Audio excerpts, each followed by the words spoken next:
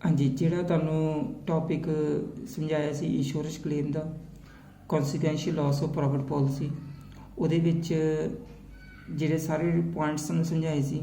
ਹੁਣ ਉਹਦੇ ਨਾਲ ਦੇ ਰਿਲੇਟਡ 2-3 ਕੁਐਸਚਨਸ ਤੁਹਾਨੂੰ ਇਸ ਵੀਡੀਓ ਦੇ ਥਰੂ ਯਾਨੀ ਕਿ ਸੈਂਡ ਕਰਾਂਗੇ, ਜਿਹਦੇ ਵਿੱਚ ਯਾਨੀ ਕਿ ਤੁਹਾਨੂੰ ਪੂਰੇ ਪੁਆਇੰਟਸ ਯਾਨੀ ਕਿ ਕਲੈਰਿਟੀ ਹੋ ਜਾਵੇ।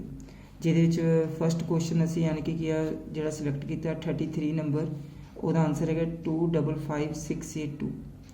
ਇਹ ਕੁਐਸਚਨ ਨੂੰ ਅਸੀਂ ਯਾਨੀ ਕਿ ਸੋਲਵ ਕਰਕੇ ਭੇਜਣ ਲੱਗੇ ਹਾਂ। ਉਹਦੇ ਵਿੱਚ ਕੀ ਹੈਗਾ, ਕੁਐਸਚਨ ਨੂੰ ਸਟਾਰਟ ਕਿਸ ਤਰੀਕੇ ਨਾਲ ਕਰਨਾ ਹੈ। ਕੁਐਸਚਨ ਨੂੰ ਸਟਾਰਟ ਕਰਨਾ ਹੈ, ਪਹਿਲਾਂ ਸਾਰੇ ਸਟੈਪਸ ਯਾਨੀ ਕਿ ਕਾਪੀ 'ਤੇ ਲਿਖ ਲੈਣੇ ਆ। ਸਟੈਪ 1, ਸਟੈਪ 2, ਸਟੈਪ 3, ਸਟੈਪ 4 ਦੇ ABC 3 ਪਾਰਟਸ, ਸਟੈਪ 5 ਤੇ ਸਟੈਪ 6। ਜਿਹੜੇ ਹੁਣ ਸਟੈਪਸ ਨੇ, ਇਹ ਸਟੈਪਸ ਯਾਨੀ ਕਿ ਅਸੀਂ ਪਹਿਲਾਂ ਲਿਖ ਲੈਣੇ ਆ। ਉਸ ਤੋਂ ਬਾਅਦ ਕੁਐਸਚਨ ਨੂੰ ਪਹਿਲਾਂ ਇੱਕ ਵਾਰੀ ਰੀਡ ਕਰ ਲੈਂਦੇ ਹਾਂ। ਕੁਐਸਚਨ ਰੀਡ ਕਰਨ ਤੋਂ ਬਾਅਦ ਫਿਰ ਜਿਹੜੇ ਪੁਆਇੰਟਸ ਇੱਥੇ ਯਾਨੀ ਕਿ ਫਿੱਟ ਹੋਣੇ ਹੋਣਗੇ, ਉਹਦੇ ਅਕੋਰਡਿੰਗ ਯਾਨੀ ਕਿ ਅਸੀਂ ਫਿੱਟ ਕਰ ਦਾਂਗੇ। ਜਿਹਦੇ 'ਚ ਸਭ ਤੋਂ ਪਹਿਲਾਂ ਕੁਐਸਚਨ ਰੀਡ ਕਰਦੇ ਹਾਂ। The premises of the company were partly destroyed by fire which took place on 1st March 2016 and as a result of which the business was disorganized from 1st March to 31st July 2016। ਜਿਹੜੀ fire ਲੱਗੀ ਹੈ ਉਹ ਹੋਈ ਹੈ 1 March 2016 ਨੂੰ, ਅਤੇ ਜਿਹੜਾ business ਹੈ ਉਹਦਾ 1 ਮਾਰਚ ਤੋਂ 31 ਜੁਲਾਈ। ਇਟ ਮੀਨਸ 1 ਮਾਰਚ ਤੋਂ 31 ਜੁਲਾਈ। ਇਟ ਮੀਨਸ ਮਾਰਚ, ਅਪ੍ਰੈਲ, ਮਈ, ਜੂਨ ਅਤੇ ਜੁਲਾਈ। ਇਟ ਮੀਨਸ ਯਾਨੀ ਕਿ ਉਹਦਾ 5 ਮੰਥਸ ਯਾਨੀ ਕਿ ਬਿਜ਼ਨਸ ਯਾਨੀ ਕਿ ਉੱਥੇ ਨਹੀਂ ਚੱਲ ਸਕਿਆ। ਅਗਲਾ ਕੀ ਹੈ, ਅਕਾਊਂਟਸ ਆਰ ਕਲੋਜ਼ਡ ਔਨ 31 ਦਸੰਬਰ every year. The company is insured under the loss of profit policy 7.5 lakh. ਇਹ ਕੀ ਸਾਡੇ ਕੋਲ ਅਮਾਊਂਟ ਆਫ ਪਾਲਿਸੀ, ਇਹ ਸਾਡੇ ਕੋਲ ਕਿਹੜੇ ਪੁਆਇੰਟ ਦੇ ਵਿੱਚ ਕੰਮ ਆਉਣੀ ਹੈਗੀ ਹੈ, 6 ਨੰਬਰ ਪੁਆਇੰਟ ਦੇ ਵਿੱਚ। 6 ਪੁਆਇੰਟ ਦੇ ਵਿੱਚ ਜਿੱਥੇ ਸਾਡੇ ਕੋਲ ਅਮਾਊਂਟ ਆਫ ਪਾਲਿਸੀ ਹੁੰਦਾ, ਉਹ ਸਾਡੇ ਕੋਲ ਕਿੰਨੀ ਅਮਾਊਂਟ ਹੈਗੀ ਹੈ, 7,50,000। ਉਸ ਤੋਂ ਬਾਅਦ the period of indemnity specified in the policy is 6 month. ਉਹਨਾਂ ਨੇ 6 ਮਹੀਨਿਆਂ ਦੀ ਪਾਲਿਸੀ ਲਿੱਤੀ ਹੋਈ ਹੈ। ਸਾਡਾ ਟਾਈਮ ਪੀਰੀਅਡ ਕਿੰਨਾ ਹੈਗਾ ਵਾ, 5 ਮੰਥਸ ਹੈਗਾ। ਉਸ ਤੋਂ ਬਾਅਦ ਅਗਲਾ, from the following information you are required to compute the amount of claim under the loss of profit policy. Turn for the year 2015 40 lakh. ਇਹ ਸਾਨੂੰ ਪਿਛਲੇ ਸਾਲ ਦੀ ਸੇਲ ਦਿੱਤੀ ਹੋਈ ਹੈ।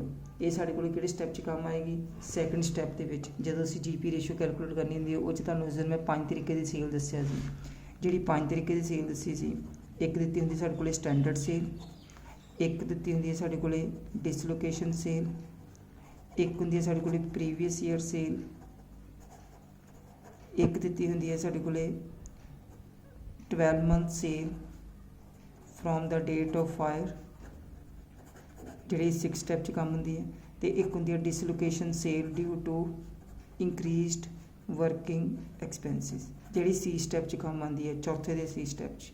ਹੁਣ ਸਭ ਤੋਂ ਪਹਿਲਾਂ turnover for the year 2015 40 lakh. ਇਹ ਕਿਹੜੀ ਸੇਲ ਹੈ, ਪ੍ਰੀਵੀਅਸ ਈਅਰ ਸੇਲ ਦਿੱਤੀ ਹੋਈ ਹੈ, ਜਿਹੜੀ ਸਾਨੂੰ GP ਰੇਸ਼ੋ ਕੈਲਕੂਲੇਟ ਕਰਨ ਵਾਸਤੇ ਕੰਮ ਆਏਗੀ। Net profit for the year 2015 2,40,000 ਦਿੱਤਾ ਹੋਇਆ। ਇਹ ਸਾਡੇ ਕੋਲ ਦੂਜੇ ਸਟੈਪ 'ਚ ਕੰਮ ਆਏਗਾ। ਦੂਜੇ ਸਟੈਪ ਦੇ ਵਿੱਚ 2,40,000 plus insured working expenses divided by previous year sale ਕਿੰਨੀ ਦਿੱਤੀ ਹੋਈ ਸਾਡੇ ਕੋਲ 40 ਲੱਖ, ਠੀਕ ਹੈ ਜੀ, ਅਤੇ ਮਲਟੀਪਲਾਈ ਬਾਈ 100।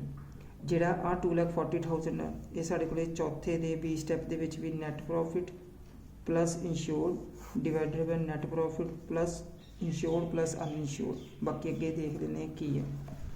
ਉਸ ਤੋਂ ਬਾਅਦ ਇੰਸ਼ੋਰਡ ਸਟੈਂਡਿੰਗ ਚਾਰਜਿਸ 4,80,000। ਇਹ ਵੀ ਸਾਡੇ ਕੋਲ ਕਿੱਥੇ ਯੂਜ਼ ਹੋਣੇ ਹੈਗੇ ਆ, ਸੈਕਿੰਡ ਸਟੈਪ ਦੇ ਵਿੱਚ, ਅਤੇ ਇੱਕ ਹੋਣੇ ਹੈਗੇ ਆ ਚੌਥੇ ਦੇ B ਸਟੈਪ ਦੇ ਵਿੱਚ 4,80,000 ਅਤੇ 4,80,000। ਉਸ ਤੋਂ ਬਾਅਦ ਅਨਇੰਸ਼ੋਰਡ, ਇਹ ਵੀ ਸਾਡੇ ਕੋਲ ਚੌਥੇ ਦੇ B ਸਟੈਪ ਦੇ ਵਿੱਚ 80,000। Turnover during the period of dislocation 1 March 2016 to 31 March 31 July 2016 8 lakh. ਇਹ ਕੀ ਹੈ, ਡਿਸਲੋਕੇਸ਼ਨ ਦੀ ਸੇਲ ਦਿੱਤੀ ਹੋਈ ਹੈ, ਕਿਉਂਕਿ ਸਾਡੀ ਫਾਇਰ ਕਿਹੜੇ ਸਾਲ 'ਚ ਲੱਗੀ ਹੈ, 2016 ਦੇ ਵਿੱਚ।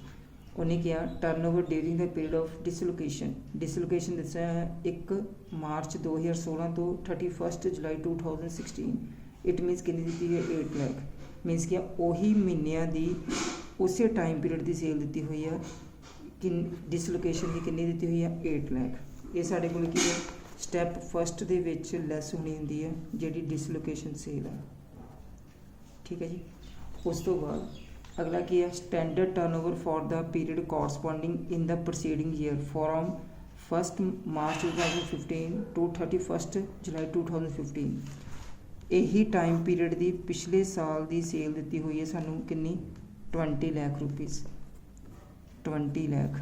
ये साढ़े को सेल है स्टैंडर्ड सेल। स्टैंडर्ड सेल कितनी दी है साढ़े को 20 लाख रुपीज़। वही टाइम पीरियड की पिछले साल की सेल कितनी दी हुई है 20 लाख। ये कि सेल है साढ़े को स्टैंडर्ड सेल। उस तो बाद अगला स्टैप अगली की चीज़ दी हुई है annual turnover for the year immediately proceeding the date of fire 1 March 2015 to 28 Feb 2016। ये कि सेल है जदों फायर लगी, फायर लगन तो पिछले बिल्कुल 12 महीनों की सेल। ये कि सेल है कि साढ़े को 12 month sale date from the date of fire. ठीक है जी। ये कितने काम आएगी साढ़े को 6th स्टैप के जी यानी कि सेल है कितनी है 44 लाख। ठीक जी। मीनस जदों फायर अकर हुई इमीडिएटली फायर लगन तो पिछले 12 महीनों की सेल कितनी दी हुई है 44 लाख।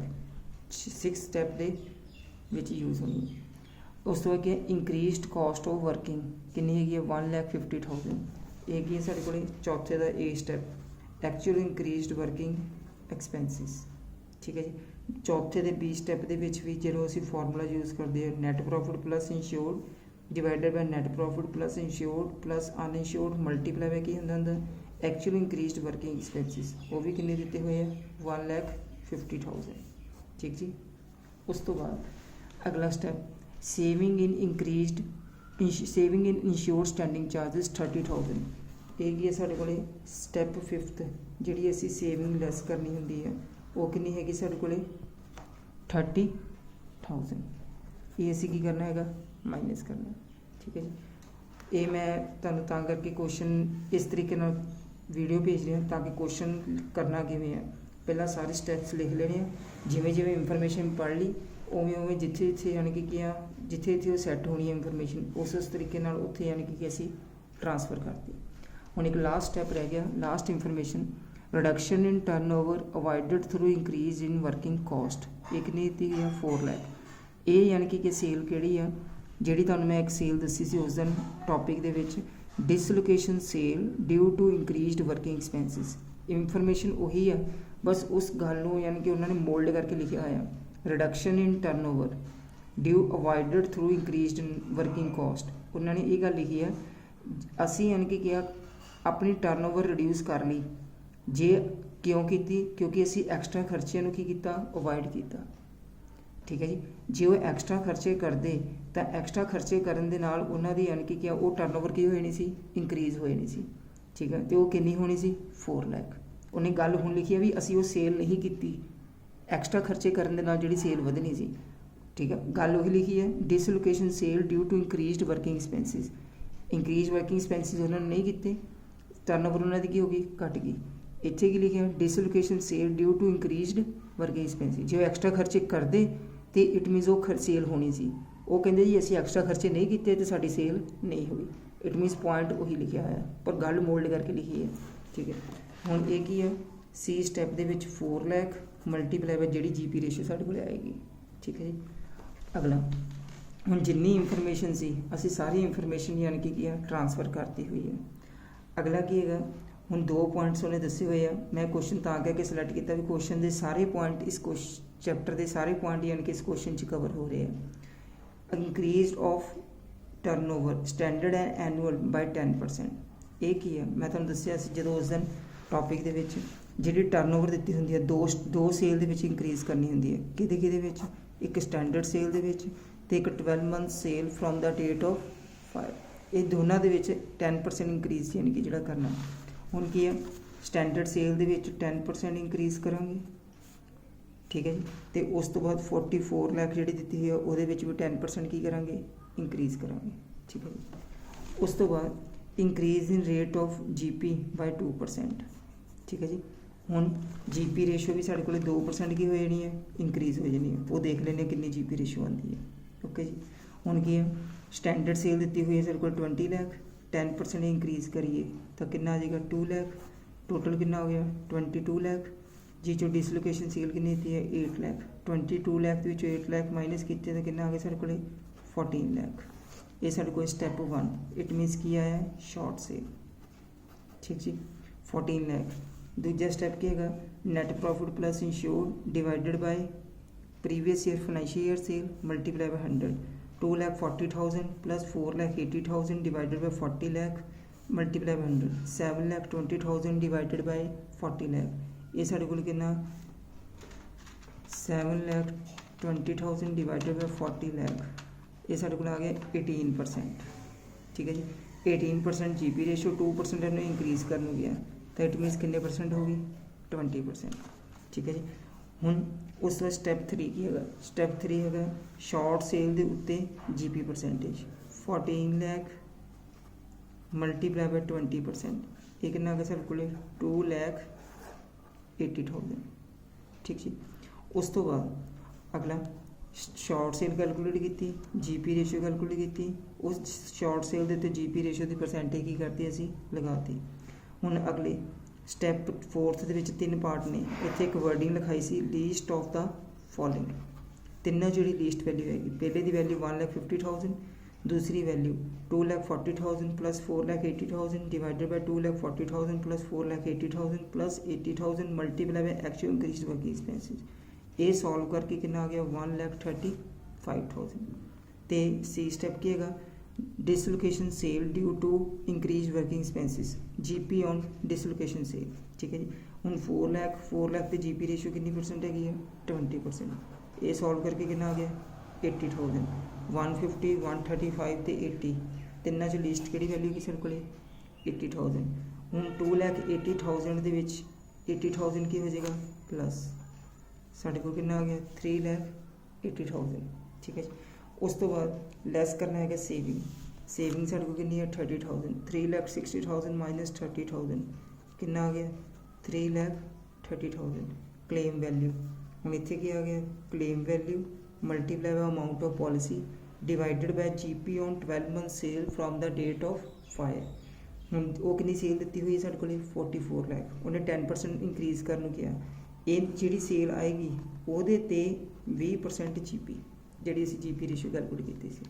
हुण इनकी कैलकुलेशन कितना करनी है पहला 44 लाख प्लस 10% इंक्रीज किया।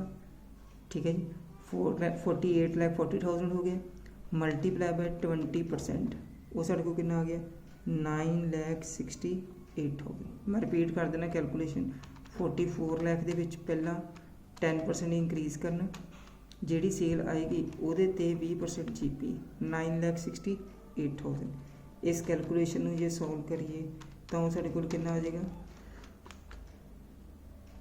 3,30,000 डिवाइडेड बाय 968 मल्टीप्लाई बाय 7,50,000 2,55,68